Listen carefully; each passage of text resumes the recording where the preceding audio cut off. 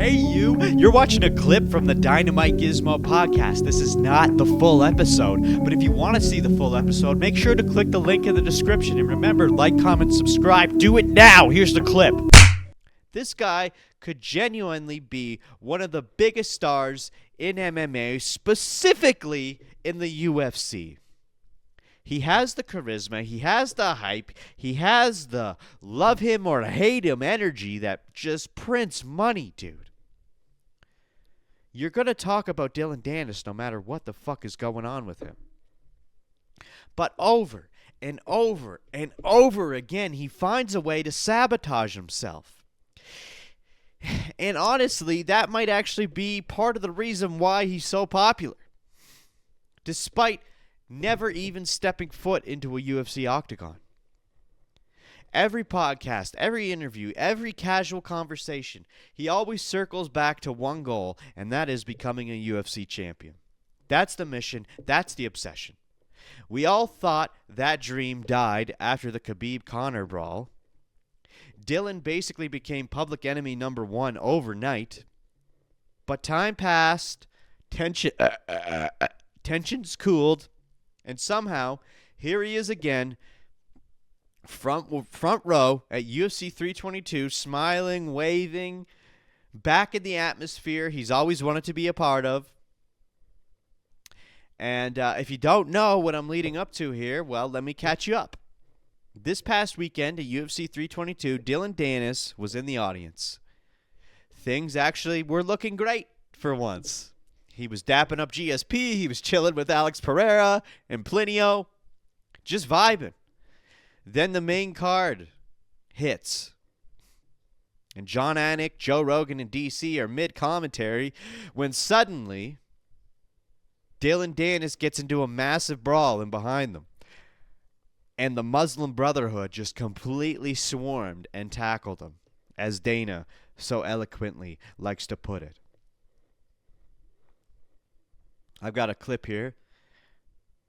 Now, this angle is the angle from behind that shows, like, straight from the inception of when it happened to the point where they kick him out. I'm not going to show the whole thing, but we'll just get into the bits and pieces here. So you can see John Pork is right here. John Pork, right here. This guy's head's in the way.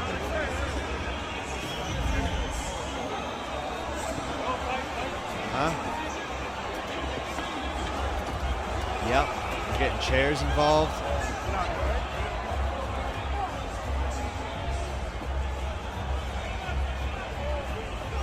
Muslim Brotherhood, dude. Muslim Brotherhood.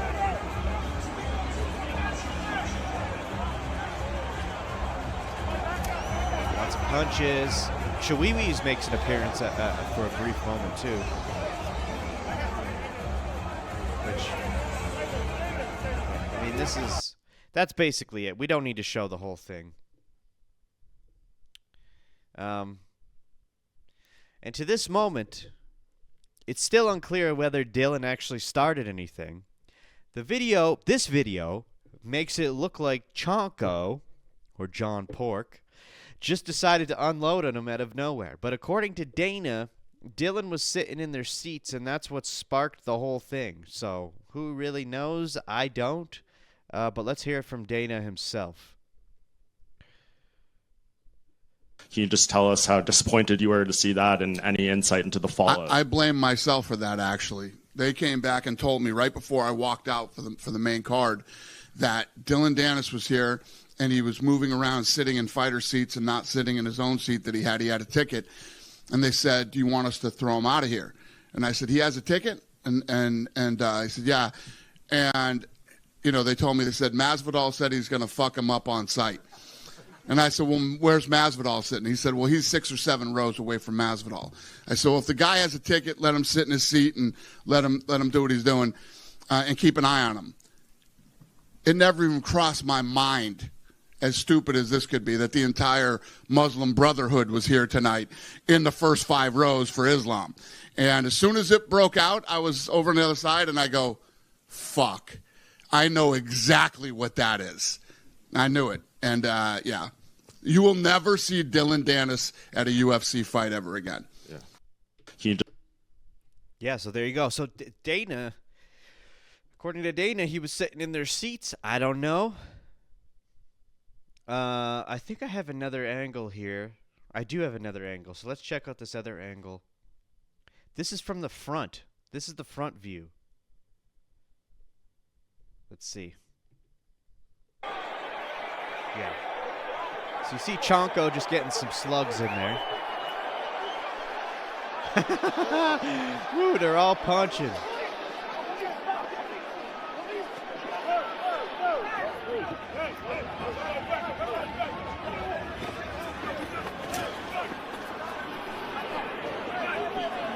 Dillon's on the ground and he's up kicking.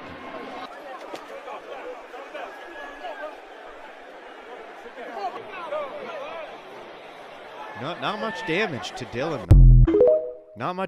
Not a lot of damage to Dillon.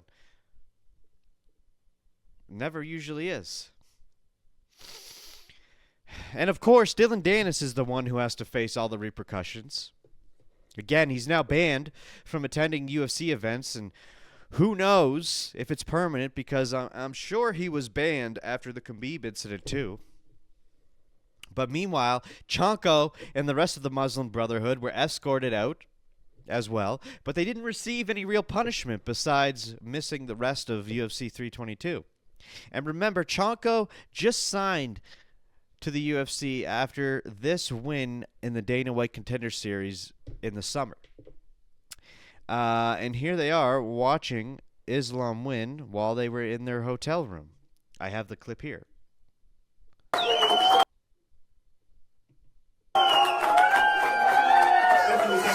Отлично! Ислам, дабл чемп! Нахатись смотрели. Every one of these guys got a shot in at Dillon Danis. История умалчивает, почему? There's the clip. Yeah. So they had to watch from the hotel room. Okay? And then the next day, Chanko did an interview with Red Corner MMA and gave a slight explanation for why he threw the punch. It didn't really answer much, but what it did do was confirm this. The Muslim Brotherhood absolutely despises Dillon, and anytime those groups cross paths, chaos. Guaranteed every time, dude. It doesn't matter what the situation is. If the Muslim Brotherhood is going to encounter Dillon Danis anywhere at any time, they're punching, dude. They're punching. They don't deal with the disrespect like that. Даже разбил, потому что на фотографии видно. Да, вот здесь чуть царапина. Об зуб, походу, я не знаю, куда. И этим тоже чуть вот здесь попало ему, вот шишка появилась. Я надеюсь, ты же только в него попадал, ты там не кому-то, так скажем... Не-не-не, охрана не попал, хоть хорошо. Никого не попал. Только его бил. И все. Ну, сейчас единственное... Ну, реально, это, я считаю, даже это мало. Извиняюсь, что перебил, но это и мало для него. За его поступки это мало. Такие вещи не прощаются. За каждое слово ты должен отвечать. У нас такие стереотипы, что ты сказал, ты должен за свои слова ответить. Но он... Это для них, видишь, у них, я не знаю, как они живут здесь. Что хотят, говорят, могут семью задеть. И для них это ничего. А для нас все, каждое слово, это все для нас святое, и нужно отвечать. А ты же кулак, да? So I'm not really sure exactly what the fuck he's talking about. Like, I know Dillon talks shit, and he has talked shit, especially during the Khabib times, but I don't know if there's something specific he's referring to. I don't know.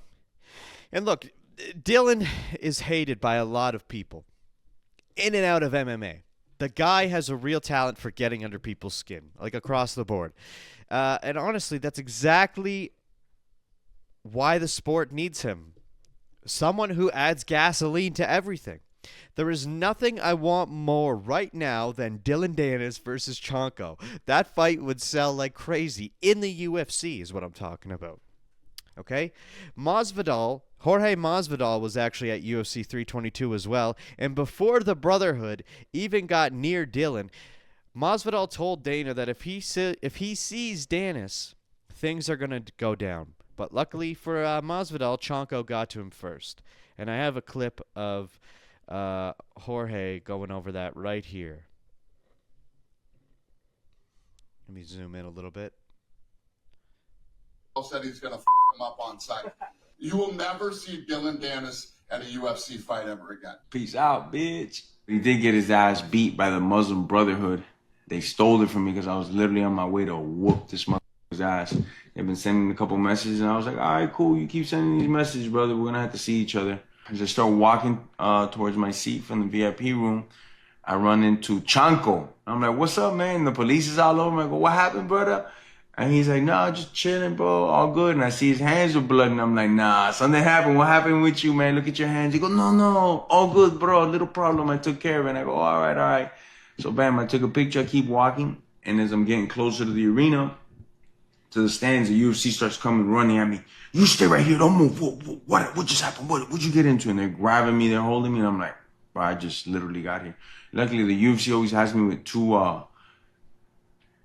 glorified babysitter security guards, because every event they got two bodyguards on me everywhere I go to make sure I don't cause no trouble or get in no trouble. So those guys vouch for me. They were like, nah, man, he was with us. He ain't do nothing. Literally, I just got here, brother. I wish I could have done something. So by the time I got out to the main event, all the good fun was taken away already. Dillon Danis had already got fucking mopped up, kicked in the fucking face. They made him eat shit, made him lick the floor, and then they kicked his ass out and banned him. So, sucks for you, pussy. Masvidal said, A lot of Dillon Danis. A lot of people hate Dillon Danis, okay? That's just the kind of... That's what he does. People hate him, okay? Now, the problem is, Dillon Danis is getting up there in age. He doesn't have much time left before he's officially too old to make it into the UFC. And before this incident, he was right there. He was right on the cusp. He had just become the Misfits champion. He was keeping the peace. He wasn't causing trouble. He was getting his name out through Ariel Helwani, Michael Bisping, all kinds of platforms out there. Even Mick Maynard attended the event where Dillon Danis won the Misfits title and congratulated him. Let me just move back a little bit here.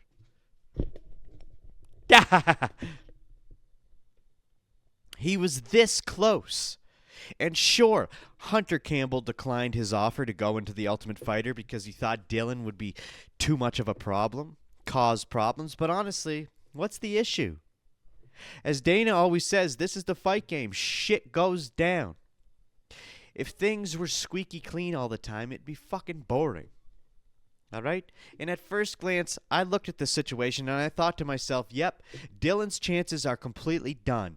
Squashed. No UFC for this motherfucker. But then Dana was asked whether he wanted to press charges against Dillon, and he said no. Sure, Dillon got banned from events, but that's it. So it's not like he completely wants to dismiss the motherfucker. So why not take all this chaos and turn it into something massive inside the UFC? You couldn't script a better rivalry. Dillon has years of history building up around him. Controversy, beef, attention, hype. He would sell like wildfire, especially against a guy like Chanko. And even if he gets smoked against Chanko, even better, the villain loses. Fans love that shit, dude. Logistically, yeah, probably a nightmare. But is it worth it? Absolutely. He's 32 years old right now. The window is slamming shut. I still think he can get in, and I honestly think he will. And when he does, it'll be fucking huge, dude. But what do you think? Are Dillon's chances completely dead now? Or is he simply too big, too chaotic, too entertaining for the UFC to ignore? Tap here to watch the full episode of the DynamiteGizmo Podcast.